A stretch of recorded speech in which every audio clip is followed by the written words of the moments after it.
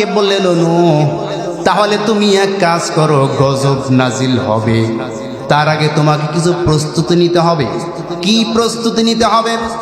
আল্লাহ তখন আদেশ দিলেন, নূহ তুমি ছোট্ট ছোট্ট এক প্রকার গাছ, যেই গাছের নাম হচ্ছে শাল গাছ। কি গাছ? শাল গাছ চেনেন? শাল গাছ, শাল শাল হ্যাঁ, শাল কাঠ আছে না, আমাদের শাল কাঠের বাড়ি বানাইতো কিন্তু আগে, অনেক মজবুত, কিন্তু শাল কাঠ ঘুনিতে তেমন খেতে পারে না, ঠিক কি না?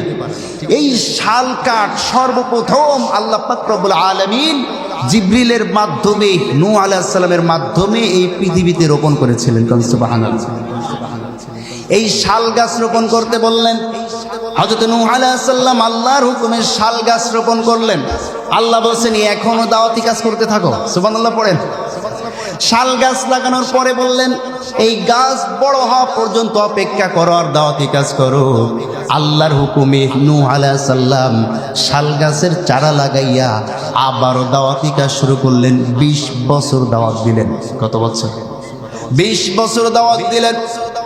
20 বছর, কোন কোন রায়াতে আছে আরো 40 বছর দাওয়াত দিলেন। এইভাবে দাওয়াত দিতে দিতে শাল গাছ যখন বড় হয়ে গেল তো তার জাতি ফিরে আসে না। আল্লাহ পাক রব্বুল আলামিন তখন নূহ আলাইহিস সালামকে বললেন, ও নূহ, ওয়া উহিয়া ইলা নূহিন আন্নাহু লান ইউমিনা মিন কওমিকা ইল্লা মান ক্বাদ আমান ফালা তাবতাইস বিমা কানু ইয়াফআলুন। জোরে বলুন আল্লাহু আকবার। ও নূহ, ওয়া উহিয়া ইলা নূহিন, নূহের উপরে যেই ওহী নাজিল হলো, আন্নাহু লা ইউমিনা মিন কওমিকা, যদি তোমার কওম তোমার এই ওহী অস্বীকার করে, যদি ঈমান না আনে, ইল্লা মান ক্বাদ আমানা ফালা তাবতাইস বিমা কানু ইয়াফআলুন। তুমি কি করতে চাও নো? বলছে আল্লাহ আমার একই কথা, লা তাদর আলাল আরদি মিনাল কাফিরিনা দাইয়ারা, এই জমিনে আমি কোনো কাফেরকে দেখতে চাই না। সুবহানাল্লাহ পড়েন। আল্লাহ পাক রব্বুল আলামিন বলেন ঠিক আছে, ওয়াসনাইল ফুলকা বিআয়ুনিনা ওয়া ওয়াহয়িনা ওয়া লা তুখাতিবনি ফিল্লাযীনা যালামু ইন্নাহুম মুগরাকুন। জোরে বলুন আল্লাহু আকবার। ওয়াসনাইল ফুলকা, তাহলে এই শাল গাছগুলা তুমি কাটো। শাল গাছ কাটা শুরু করো, যেহেতু শাল গাছ বড় হয়ে গিয়েছে। এই শাল গাছ দিয়ে তুমি তক্তা বানাও। সুবহানাল্লাহ বলেন। আল্লাহ কি করব, কি তক্তা বানাবো, কিভাবে বানাবো? বলছে তোমার সে টেনশন করা লাগবে না, তোমাকে সহযোগিতা করার জন্য ফেরেশতা জিবরিল তোমাকে সহযোগিতা করবে। সুবহানাল্লাহ পড়েন। শাল গাছ কেটে ফেলা হলো, শাল গাছকে সাইজ মতো কেটে ফাড়া হলো। আল্লাহ বলছেন ওয়াসনাইল ফুলকা, একটা জাহাজ তৈরি করো। সুবহানাল্লাহ পড়েন। কি তৈরি করো? একটা জাহাজ তৈরি করো, একটা কাঠের জাহাজ তৈরি করো।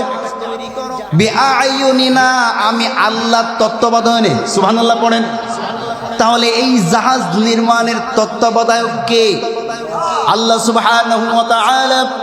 আর ইঞ্জিনিয়ার হিসাবে ছিলেন হচ্ছে হযরতে জিবরিল আলাইহিস সালাম, আর কর্মচারী হিসাবে জিবরিল আলাইহিস সালামের সঙ্গে কাজ করেছেন হযরতে নূহ আলাইহিস সালাম। সুবহানাল্লাহ পড়েন।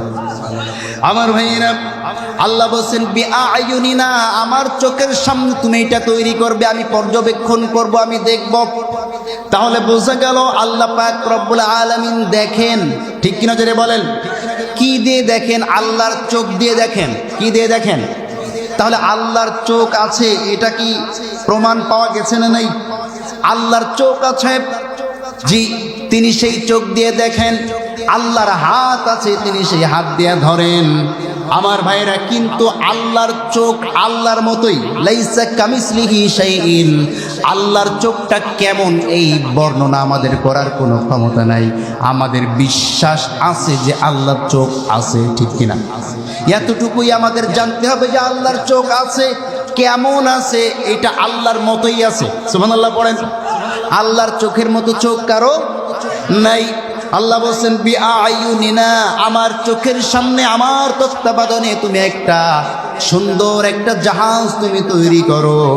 ওয়া ওয়াহইনা ওয়ালা তুখাতিবনি ফিল্লাযিনা যালামু, আর এই জালিম যারা আছে তুমি যখন কাজ করবা দেখবা এরা তোমার সাথে ঝগড়া করবে। কি করবে? এরা তোমাকে যখন ঝগড়া করবে, কষ্ট দিতে আসবে, ইন্নাহুম মুগরাকুন, তাদের দিকে তুমি ভ্রুক্ষেপ করবে না, তোমার কাজ তুমি করো, অচিরেই তারা মুগরাকুন, তাদেরকে নিমজ্জিত করা হবে। আল্লাহু আকবার বলেন। যারা তোমাকে ভৎসনা দিচ্ছে, যারা তোমাকে নিয়ে ঠাট্টা করছে, তারা যতই ঠাট্টা করুক, যতই ভৎসনা করুক, তোমার কাজ তুমি চালায় যাও, দেখবা এক সময় তারা নিমজ্জিত হবে। আল্লাহ পাক রব্বুল আলামিন বলছেন ওয়ায়াসনাউল ফুলকা ওয়া কুল্লামা মাররা আলাইহি মালাউম মিন কওমিহি সাখিরুহু মিন ক্বালা ইন তাসখারু মিন্না ফাইন্না নাসখারুকুম মিনকুম কামা তাসখারুন। জোরে বলুন আল্লাহু আকবার। ওয়ায়াসনাউল ফুলকা, তিনি যখন আল্লাহর আদেশে জাহাজ নির্মাণ করছিলেন। কি জিনিস দিয়ে আল্লাহ জাহাজ নির্মাণ করেছেন? সূরাতুল কমারের মধ্যে আল্লাহ তার বর্ণনা দিয়েছেন। আল্লাহ পাক রব্বুল আলামিন বলছেন যে আমার ওই জাহাজটা আমি নির্মাণ করেছি, সেটি হচ্ছে আমার নূহ আলাইহিস সালামের মাধ্যমে। আমি নূহ আলাইহিস সালামকে বলেছিলাম তুমি তোমার জাতিদেরকে তুমি একটু সতর্ক করো। সুবহানাল্লাহ পড়েন। যখন সে তার জাতিকে সতর্ক করল, তার জাতি যখন তার কথা শুনল না, আল্লাহ পাক বলছেন কাযযাবাত কওমু নূহিন কাযযাবাত ক্বাবলাহুম কওমু নূহিন ফাকাযযাবু আবদানা ওয়া ক্বালু মাজনুনুন ওয়াদুজির। জোরে বলুন আল্লাহু আকবার। আল্লাহ পাক বলেন কাযযাবাত ক্বাবলাহুম কওমু নূহিন, তোমার আগে আমার নূহ যখন তার জাতিকে দাওয়াত দিল, তার জাতি তার দাওয়াতকে অস্বীকার করলো। ফাকাযযাবু আবদানা, তারা আমার বান্দার কথাকে অস্বীকার করলো। ওয়াকালু মাজনুনু ওয়াজদুজির, এবং তারা বলল তুমি একটা চূড়ান্ত পর্যায়ের একজন পাগল, তোমার চাইতে বড় পাগল আর কেউ নাই। বলে নাউজুবিল্লাহ। নূহ আলাইহিস সালামকে তার জাতি কি বলেছিল? তুমি একজন পাগল। আমাদের নবীকেও আবু জেহেল কি বানিয়েছিল? পাগল বানিয়েছিল। মিল আছে না নেই? আছে বলবেন না, মিল আছে না নাই? শুধু তাই নয়, আল্লাহ বলেন ফাদআ রাব্বাহু আন্নী মাগলুবুন ফান্তাসির, সে আমার দরবারে দোয়া করলো, আল্লাহ যারা আমাকে অস্বীকার করলো, যারা আমাকে পাগল বলল, আপনি তাদেরকে নিমজ্জিত করে দেন, তাদেরকে ধ্বংস করে দেন।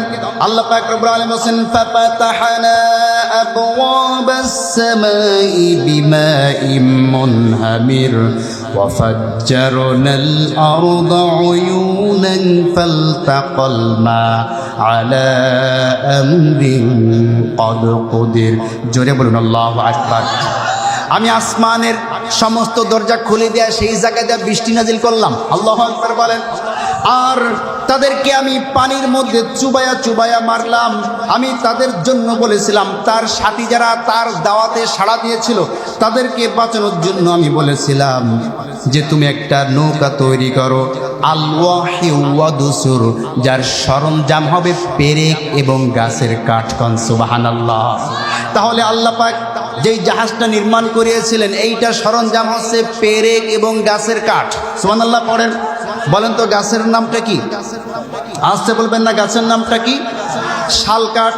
আল্লাহ পাক রব্বুল আলামিন বলেন ওয়ায়াসনাউল ফুলকা, যখন আমার নূহ যখন এই গাছ দিয়া সুন্দর করে জাহাজ তৈরি করছিল, জাহাজ নির্মাণ করছিল, ওয়াকুল্লামা মাররা আলা মালাউম, তার পাশ দিয়া যখন ওই জনপদের নেতা শ্রেণীর মানুষ যায়, ওই সময় মিন কওমি সাখিরু মিনহু, তারা আমার নূহকে নিয়ে বাজে মন্তব্য করত, ঠাট্টা করত।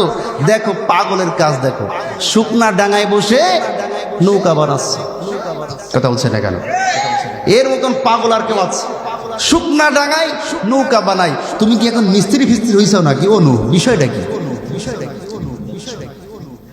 বলছে তুমি কি এখন মিস্ত্রি হয়েছো?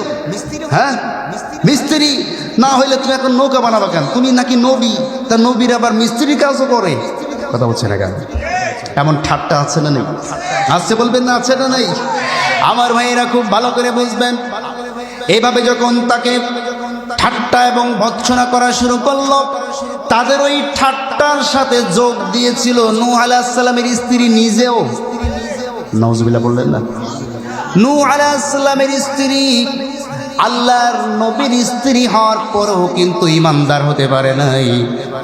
তাহলে বোঝা গেল নবীর স্ত্রী হলো কিন্তু তার কপালে ঈমান জোটে না। ঠিক কিনা যদি বলেন? ঈমানদার হতে গেলে ঈমানদারিত্বের কাজ করা লাগে। ঠিক কিনা জোরে বলেন? নির্দিষ্ট কিছু কোয়ালিটি থাকা লাগে। এই পৃথিবীর বুকে আল্লাহ পাক রব্বুল আলামিন দুইজন অমুসলিম নারীর দৃষ্টান্ত দিয়েছেন, আর দুইজন ঈমানদার নারীর দৃষ্টান্ত দিয়েছেন। আল্লাহ পাক রব্বুল আলামিন বলেন, ওয়া দারাবাল্লাহু মাসালুল